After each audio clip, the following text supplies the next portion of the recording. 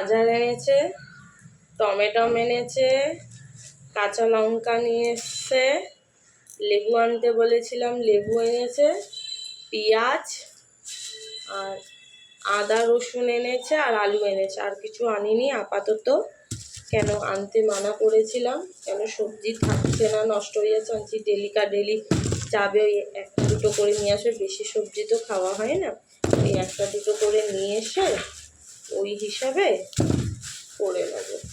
আর লেবু আনতে বলেছিলাম করার জন্য, নুন চিনি জল করে খাওয়ার জন্য।